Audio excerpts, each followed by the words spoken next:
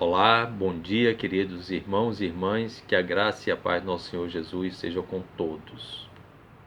Vamos dar continuidade à nossa EBD e vamos falar sobre o ensinamento do Senhor Jesus em sua oração, que ele nos deixou como modelo, que ele nos ensina a pedir ao Pai que nos proteja da tentação e que nos livre do maligno.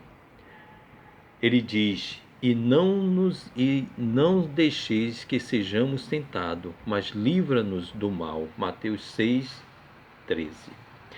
Jesus, ele sabe como é a tentação, porque ele próprio foi tentado.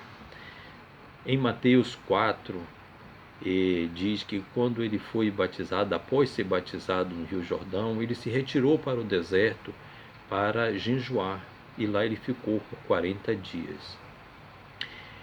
Estando Jesus jejuando, o maligno se aproveitou da situação, dessa fraqueza. Jesus estava com muita fome, e aí o inimigo se aproveitou desse momento para tentá-lo e disse: olha, por que passar por tanta privação, meu amigo? Pega aqui, ó, transforma essas pedras em pão. Não é o Filho de Deus? Transforma essas pedras em pães e sacia a sua fome. Queridos, isso nós vemos que a tentação, ela tem origem não externa, mas sim internamente. Já está dentro de nós. Jesus, ele estava com fome, era um desejo de saciar uma necessidade básica do corpo humano.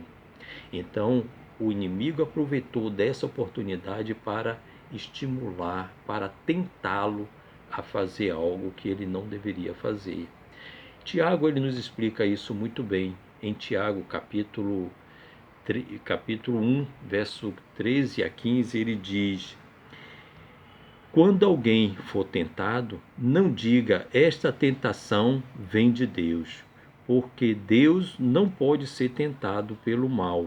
Ele mesmo não tenta ninguém, mas as pessoas são tentadas quando são atraídas pelos seus próprios maus desejos. Queridos, atraída pelos seus próprios maus desejos. Deus não tenta ninguém. Segundo essa afirmação de Tiago, não, em algum momento da nossa vida, nós vamos ser tentados, porque ele diz quando for tentado. Então, quando eu for tentado, essa tentação não vem do Senhor Deus, e ela virá um dia, porque é quando, não é se. E nós devemos estar preparados para ela. A tentação, ela jamais virá de Deus. Não devemos nunca confundir a tentação com provação. São duas coisas totalmente distintas e diferentes. A tentação, ela não vem de Deus, ela vem do maligno, ela vem de um desejo interno que está na natureza humana. A aprovação, ela pode vir de Deus, sim, e ela serve inclusive para nos edificar, porque quando saímos de uma aprovação, certamente saímos com espírito mais elevado, saímos fortalecidos espiritualmente. O apóstolo Paulo, ele diz, né, que quando eu estou fraco, aí é que eu sou forte, porque ele está falando da sua espiritualidade, que por todas aquelas aflições porque ele está passando, aquelas provações que ele está passando, está fortalecendo o seu espírito. Então, não devemos nunca confundir provação por tentação.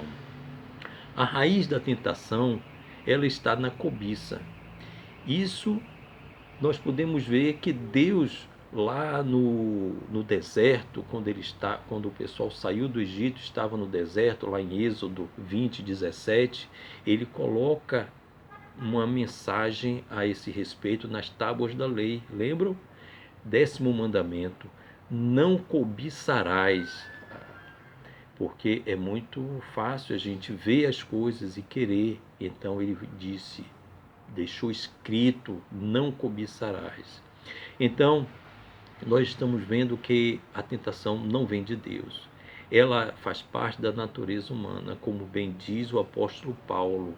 Ele lá escrevendo aos irmãos em Romanos, capítulo 7, do verso 15 a 25, ele começa a descrever e ele diz que o mal que ele que ele não quer fazer, ele faz. Mas o bem que ele quer fazer, esse ele não faz.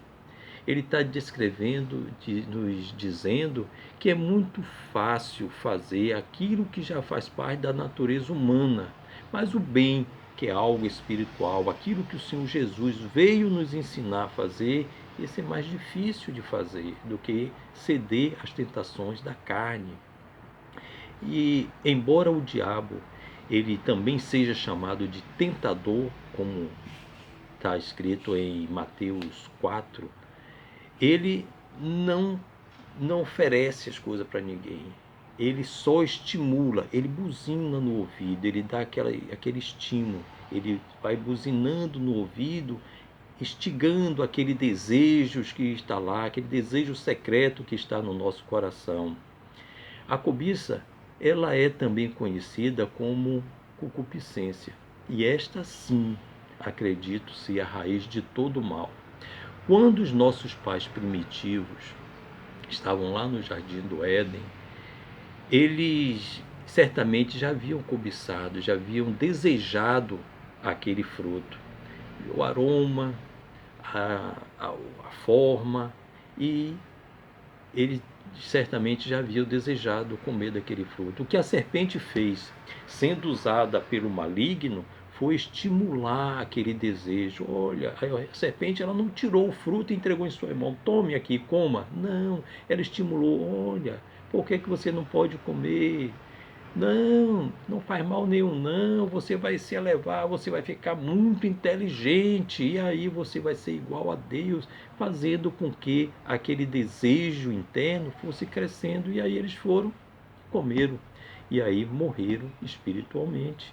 O seu espírito caiu e eles acabaram cometendo o pecado da desobediência e saindo do jardim do Éden, como todos nós sabemos. Por isso é que Jesus nos estimula a pedir ao Pai para não deixarmos cair em tentação e também a nos livrar do maligno, porque ele sabe que o maligno usa as nossas fraquezas para poder fazermos pecar. Ele procura qualquer brecha, qualquer falha na nossa defesa para atiçar a cobiça remanescente lá no fundo do coração, e isso nos leva à morte eterna. Como bem diz Paulo em Romanos 7 ainda, lá já no verso 24 ele diz, ele reconhecendo essa fraqueza da natureza humana, ele diz, miserável homem que sou, quem me livrará dessa morte? Ele está falando da morte espiritual, ele está falando de uma morte que não tem mais jeito. A morte carnal, todos nós passaremos, mas a morte espiritual é para a eternidade, é queimar no fogo eterno. E aí, o que é que nós fazemos? O que nós fazemos para nos livrar da tentação? Jesus Cristo nos ensina, vamos pedir ao Pai para nos livrar dessa tentação, para que a gente fortaleça o nosso espírito, vamos nos alimentar da palavra de Deus. Paulo também escrevendo aos Gálatas, ele fala dos frutos da carne. Frutos da carne. Ele diz, as coisas que a natureza humana produz são bem conhecidas. Elas são a imoralidade sexual, a impurezas, as ações indecentes, as adorações a ídolos, as feitiçarias, as imundícies, as brigas, as ciumeiras, os excessos de raiva, ambição egoísta, a desunião, as divisões, as invejas, as bebedeiras, as farras, as outras coisas parecidas como essas. Repito o que já disse, os que fazem essas coisas não receberão o reino de Deus. Paulo está dizendo a fraqueza, quando ele fala que o mal que ele não quer fazer, ele faz, é porque é muito mais fácil a gente cometer essas coisas, é muito mais fácil ceder à natureza humana que já vem com tudo isso, do que fazer o que é bem.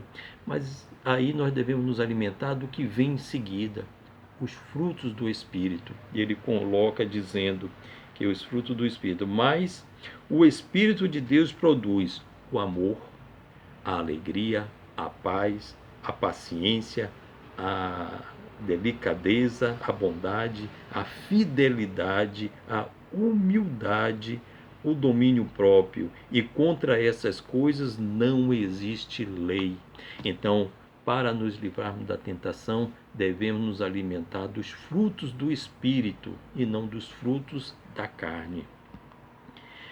Aí o nosso exercício diário é nos alimentarmos do fruto do Espírito, usando a palavra de Deus. E eu destaco nesses frutos do Espírito o domínio próprio. Com o domínio próprio, você não ouvirá o que vem do maligno. A serpente está buzinando aqui no seu ouvido, você usa o domínio próprio contra ela, como escudo, porque se você domina o seu próprio, você tem domínio próprio, você não vai ser, como dizia meu pai, uma Maria vai com as outras, atendendo a todo tipo de interesses outros, né? Vai deixar de ouvir o que os outros dizem, de experimentar. Experimenta aqui, ó, isso é bom. Não, você tem domínio próprio, você resiste. Não, meu amigo, é bom para você, para mim não.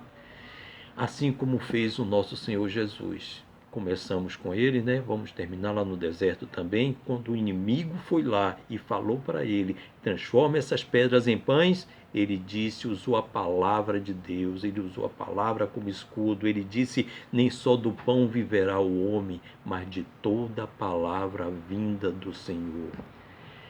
É isso, meus queridos. Espero ter ajudado os irmãos em algo nessa manhã. Que Deus nos abençoe. Em nome de Jesus.